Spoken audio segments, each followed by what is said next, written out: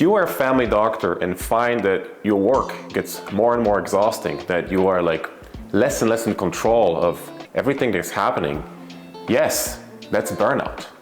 But it's not burnout because you care too much. It's because your business system is burnt out. Like, look at yourself. You're taking like more work home, you're working weekends, you're charting at night, and you give more and more to it, but you get less and less back.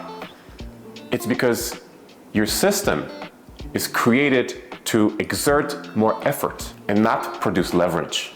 Hey, my name is Dr. Bart Kaczmarek. I'm a family doctor in Windsor, Ontario, and I operate a high volume family practice here.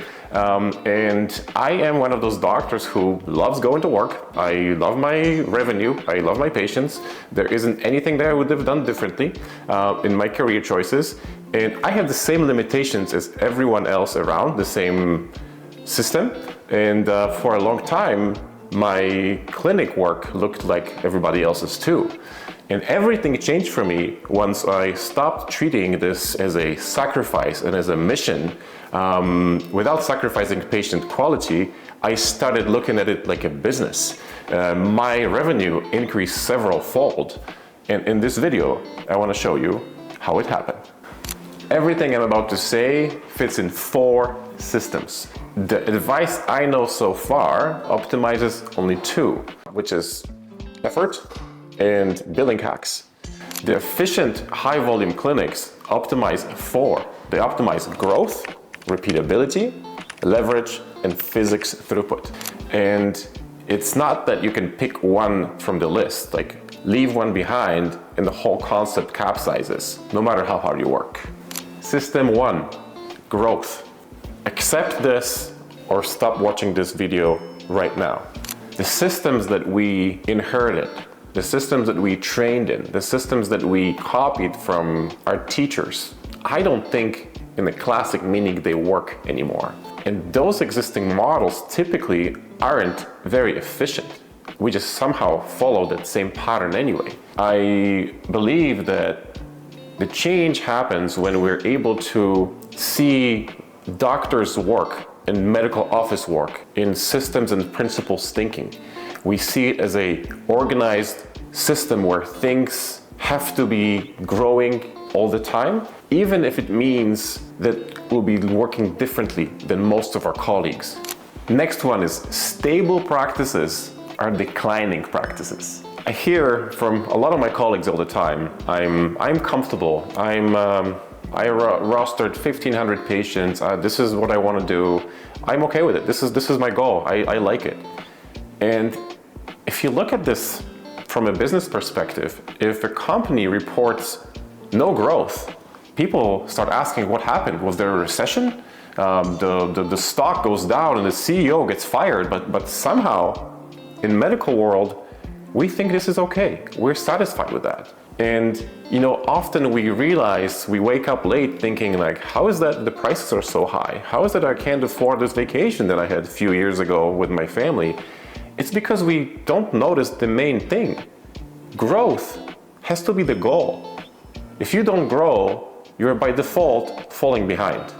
So one of the ways to grow is to accept new patients all the time in family medicine setting. And I'm hearing a lot of stories from my colleague, like, how are you accepting patients openly? What if the patient is too complicated, too complex, will give you too much headache? There's a lot of informal tips on how to filter people, how to get just the good ones and not the bad ones. And in my experience, since I opened my practice to accept anyone can register, anyone in order of registration gets seen by us, I realized that the patients who were filtered and the patients who I accept from the street, if you will, they're completely no different. I think when doctors are focusing too much on those filters, on this making sure that the patients that are currently correct come to their practice, there's so much effort, so much wasted energy, and at the end, it doesn't really make a difference. And first of all, prevents you from growing. And typically, my belief is that accepting new patients does not backfire. what backfires is having bad systems to accept those patients. So if you think about it, if you have this patient who comes into your office for the first visit and they forgot their medication, no one reminded them, you have to call the pharmacy, then before you started figuring out anything about them, they list 5 problems that have to be taken care of right now, and before you know it, you're just like drowning in chaos. And yes, new patient appointments can be absolutely overwhelming, but if new complex patient appointments are overwhelming you, that's only a proof that you need a better system. It is actually an example of how clinics can still optimize their intake and their capacity to process any patient in a smooth, comfortable fashion. System 2, repeatability. Repeatability made me faster and made me better. Most doctors that I know or talk to, they improvise every visit, and then they call it like art of medicine or thoroughness. I mean, if I look at it, the majority of outpatient medicine is the same. There's the same exam, the same history or similar, the same assessment, the same plan, the same printed lab work. You could generalize this. You could create templates. You could create system settings. When that repetitive appointment comes in, you're prepared, and that appointment is a breeze. There is no honor in reinventing the wheel 30 times a day. It is not cringe to be like a performer. If I think how I'm elevating my visits to higher and higher level of automation, I realized that I actually started focusing on the words that I use that works the best in certain situations. So more and more my visits, my common visits, become scripted. I have some scripts for new patients. When they arrive, I say, "Welcome to my practice. I'd be very happy to be your doctor. How are you doing?" I see about 10 new patients per day, and almost all of them, it brings a smile to their face, and it kind of works.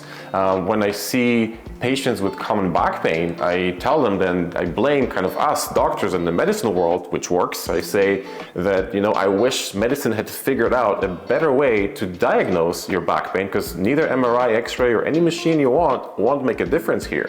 And when I see patients with common cold, I tend to say that, you have a cold. I know it's been for a few days now. I know you're not comfortable with it, but I am confident that you don't need antibiotics. And if you are my family member, I would recommend exactly the same. And I find myself, I use more and more of those scripts, and they tend to work. And if you think about it, is it genuine, right? You can ask, this is not something that I want to hear.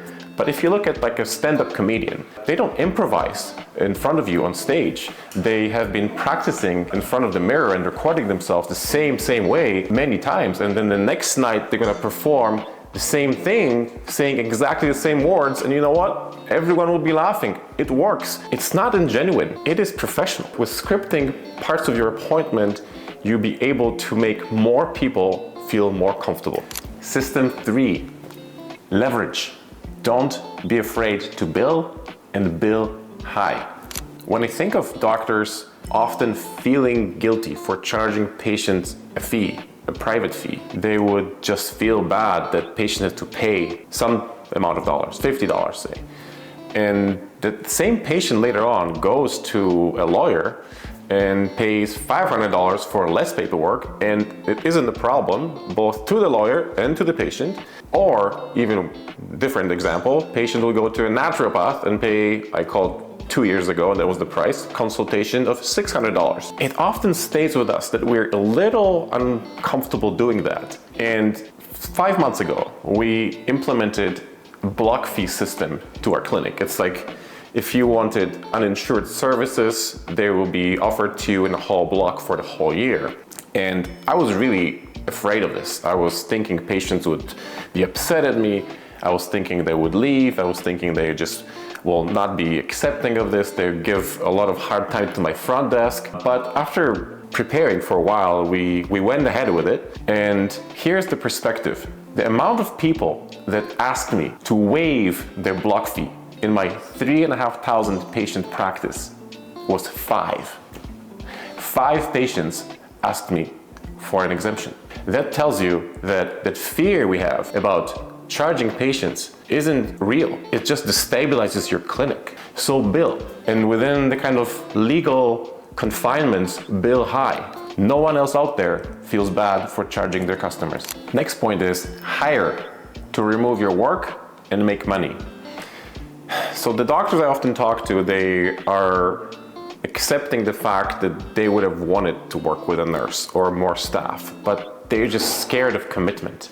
They see the amount of salary that will take away from their revenue, and they realize that I can live with less. I can live with minus $50,000 or minus $100,000 a year. I'm already not doing great. So they see this hiring process as an expense. But to be honest with you, every staff I hire, they take work off my plate. They prep visits for me, they do labs for me, they prepare notes for me, they do paperwork. And so far, in my experience, every staff I hired, they either made me money or bought me time or both. And I've never really felt that number of the salary to be a problem. It always actually brings you more than you're spending. So if I think about it, this fear of hiring more people to your business to help you run better, to have you do less things you don't want to do, to see more patients per hour. So if I think about what's one of the most important things that keeps doctors stuck and prevents them from growth, that would be that fear of hiring more staff. Next point is delegation is non-negotiable. Each time I hire my staff, I know immediately where will I need them to help me. It requires a bit of a communication skill and skill of putting together a team to be able to delegate things. But that's one of the most important things that worked for me. And a lot of my colleagues, they would say that, I'm hearing you, delegating paperwork would be great. I'm just not ready for that yet. I don't know if you say that the pain of the paperwork is higher than the pain of the change. Also, the problems that doctors are bringing up at the time is that how come you have your nurse refilling your prescriptions or your nurse checking labs for you? To be honest with you, it is about training and leadership and trust that you can develop within your own environment to have this all achieved for you. And if I look at this just a reminder, in Ontario, the minimum billing requirement isn't that we go in the room and fill out paperwork. It's not that we do physical exam. It's not that we type the note ourselves. It's the minimum billing requirement is to have a meaningful interaction with the patient. Everything else you can delegate, and you should. Delegation is not a luxury. It's a necessary thing to have you move ahead. System 4. Throughput physics. Focus beats diversification. If I think about it, we're very lucky to be able to do so many things in family medicine. We can have our own office, we could do emergency room shifts, we could be doing hospitalist work, we could do nursing home visits, we could have academic appointments, and that is not wrong to do all this. What I found is that doing a lot of things well or very well prevents you from doing one thing on an excellent level. I'm not sure if I know a single sportsman who would be the best sprinter, at the same time the best diver, and at the same time the best downhill skier. If you want to do one thing excellent, it requires commitment and focus. So what I thought is to focus on one thing really well, like on a Swiss watch that you can tweak the slightest things to perfection and not lose the potential ability to keep the fingers on the pulse of your clinic, of your staff, of the problems with patients. And I realized how much time it freed for me when I stopped being hospitalist, where it's not only being hospitalist, it's all the things around it, such as needing to participate in mandatory cybersecurity sessions, needing to have some training with the updates to the hospital EMR, and so on and so forth. I removed all this and the results followed. The next point is technology multiplies clean systems. I'm a big fan of technology. I'm a big fan of using every single tool at your disposal to make things run smoother. It doesn't work though when you haven't figured out your staffing and every single point that we talked about before. A lot of this technology that we talk about needs self-implementing, needs a patch, needs a workaround. And it basically needs your staff involved. And if you don't have them involved, things will just fail badly and you won't even know about it. My belief is that once you tweak your system, create a team where everyone knows what to do and everyone has this comfort and safety of giving you feedback of what's not working right, and you have the involved team, you can implement many different technologies. And the bottom line is that technology multiplies clean systems. And that journey is not optional. It's a necessity. The next point is that at one point of your growth, your space becomes your hardest ceiling. When I started working, I took over my first practice. I worked with 2 rooms, and then we've seen 20 patients in a day. It wasn't ideal. Then we moved to a place that had 4 rooms, which was okay. From about like 60, 70 patients per day, you probably need more space. Right now, I'm working with 7 rooms, and the bottom line is that as you grow, you're gonna realize you need more space, and you cannot outwork geometry. So the next point is know your metrics. I've been following this rule: the more ways you can measure, the more ways you can win. That means that I advise you to know your exact metrics, which isn't the most basic ones, like how many patients I've seen today and how many patients I see roughly an hour. It's about exact metrics. How much time you spend in the room each day of the week? How much time does your nurse spend in the room? What's the lag between your nurse in the room prepping for you and you walking in? What's the amount of time that the patient spends in the room total from a patient perspective? And more advanced metrics, how does this present on a scale of a week or a month? Are you getting more efficient with your appointments? Identify doctor idle time, which I think is super important to see how much time in a day you were not in the room seeing patients. That means it's an opportunity cost. This is the money you could have made, but you weren't because the rooms weren't prepared. And knowing all this is allowing you to make changes. So no data, no knowledge. And that means no knowledge how to fix things. The next point is throughput. Not billing hacks will give you a real raise. If I'm looking through physician forums and chats, they typically focus on how to bill smarter. And that may give you a few % of a raise, but if you think about it and are able to increase your throughput 2 times, you're giving yourself a 100% raise. And with a lot of systems in place that I talked about today, this is absolutely possible. Every time I talk about my appointment time on average being less than 5 minutes, and that includes patients with multiple problems, patients that are complex, multiple people in the room, counseling visits, new patient appointments, doctors would say that this is not possible. I agree, it's not possible when you work in the classic kind of inherited system. If there is one thing I learned through my short appointment times with patients, it's that the patients tend to value more like a few minute appointments that are fully focused on them with a large amount of compassion and with seeing things through their perspective over a 20-minute classic appointment when the doctor is typing stuff up, looking things up, checking the preventive care, printing things, running around vaccinations.